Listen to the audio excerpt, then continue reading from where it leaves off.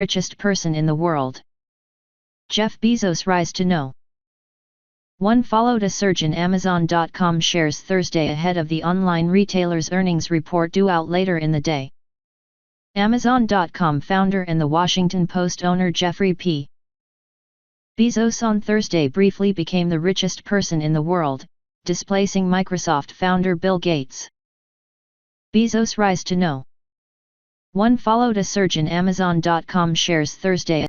The company's shares have been on a tear over the past year, passing the $1,000 mark and hitting $1,082 around noon on Thursday, propelling Bezos, 53, to $90.6 billion compared with Gates's $90.1 billion.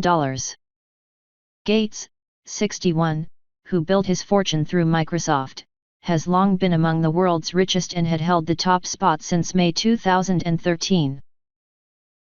By midday, however, Amazon shares gave up much of the gain, and Gates reclaimed the top spot on Forbes magazine's real-time measure of the fortunes of the world's wealthiest people. Amazon shares were down about 3% in after-hours trading Thursday after the retail giant reported that second quarter profits fell short of expectations. The company posted $197 million in profit, or about 40 cents per share. That is down from $857 million a year ago, or $1.78 per share in profit. Analysts were expecting $1.42 a share. Revenue continues to soar, coming in at $38 billion. That was better than Wall Street's estimates of $37.2 billion, and far outstrips $30.4 billion in second quarter revenue a year ago. Amazon's share price has gained about 40%, year to date. We can chalk the miss up to more fulfillment center and technology spending, said R.J. Hatovi, consumer equity strategist at Morningstar. The technology is where a lot of spending is going, such as Amazon Web Services and Echo and other new products. Amazon's market cap, which is the total value of all its shares, also broke the $500 billion mark recently, joining other exclusive members of the $500 billion plus club such as Alphabet, Microsoft, and Apple.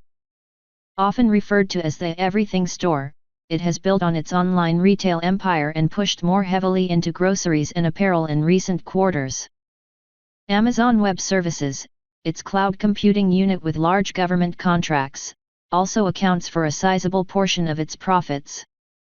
A cornerstone of its success is its Prime membership program, in which shoppers pay $99 a year for unlimited 2-day shipping on many purchase. Amazon does not disclose its number of Prime shoppers, but analysts estimate it is about 50 million. In February, Bezos said that tens of millions of new paid members had joined Prime in the past year. Amazon's surprise announcement in June that it would buy Whole Foods, the purveyor of organics and healthy fare, for $13.7 billion is already rattling the grocery sector, with competitors' share prices dropping on the news. Amazon's move to buy Whole Foods has raised the specter of antitrust issues. The United Food and Commercial Workers International Union has filed a complaint with the Federal Trade Commission arguing that the deal would trigger store closings, job losses and eventually wipe out competition and customer choice. Michael A. Carrier, professor at Rutgers Law School specializing in antitrust, said Amazon should be between worried and complacent when it comes to antitrust action. Typically, the antitrust authorities do not worry about mergers when the companies are not direct competitors, he said, referring to Amazon and Whole Foods. The complicating factor, however, is that Amazon is a large company that has increasing tentacles into many markets, Carrier said. There's a sense that they are having more and more control over our lives.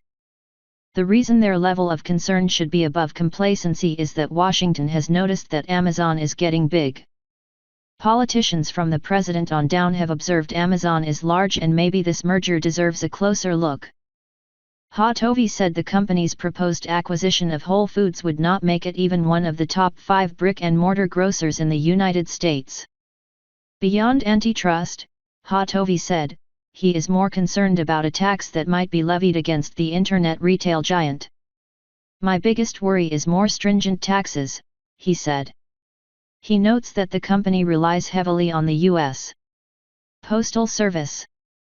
The vast majority of Bezos' wealth is composed of his Amazon.com shares.